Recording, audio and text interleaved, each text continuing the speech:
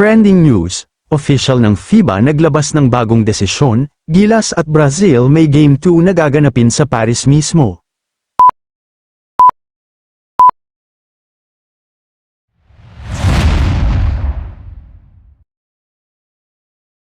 Bago pa tayo magpapatuloy sa ating Gilas trending news, konting update naman tayo sa paparating na awarding ceremony sa papalapit na conference.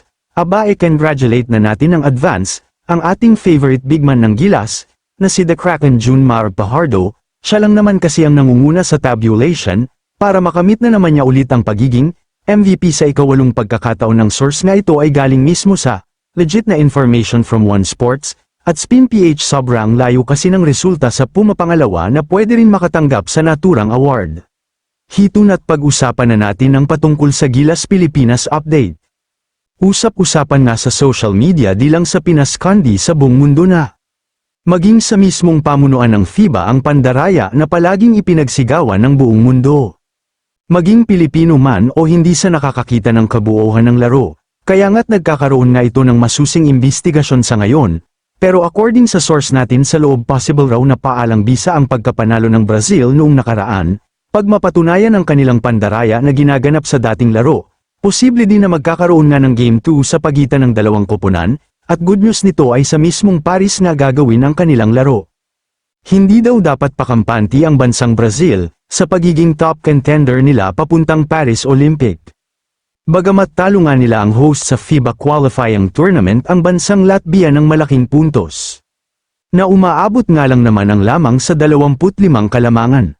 Pero may malaking agam-agam sa ngayon na kung ilalabas na ng FIBA ang final at executory na desisyon sa laban ng Brazil kontra Pilipinas na inulan ng mga kontrobersya.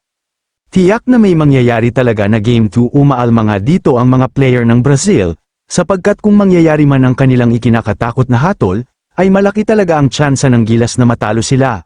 Kasi nga may balita din na mukhang maayos na nga ang kalagayan sa ngayon ni Kai Sotto, malaki talaga ang kawalan ni Kai kontra ng Brazil, napapikit at napahiyaw na lang ang Brazil sa pagkakaalam nila sa trending na ito. Kung natatandaan nga natin, mas lalong babad sa laro kontra Brazil si Fajardo. Napakahaba ng playing time sa loob at masyado na napupuyat, buhat nang mawala at di makalaro si Kai dahil sa injury. Nagkabohol-bohol na nga ang playing style ni Tim Cone. Meron naman sana siya ihinahandang panggulat sa kanilang kalaban pero di matiyak daw na palagi ang team. Natural naman daw ang injury sa paglalaro dahil contact sports din naman ang basketball. Pero sa palagay ko mga perkoy, kung matutuloy nga ang desisyon ng FIBA na magkakaroon nga ng Game 2 sa laro ng qualifying tournament sa Gilas at Brazil, malaki na ang tsansa natin. Ang mga Pinoy kasi ay palaban, na pag-aralan na din ni Tim Cone paano talunin sila. Ano sa palagay ninyo? E-comment nyo na sa baba. Maraming salamat po mga perkoy.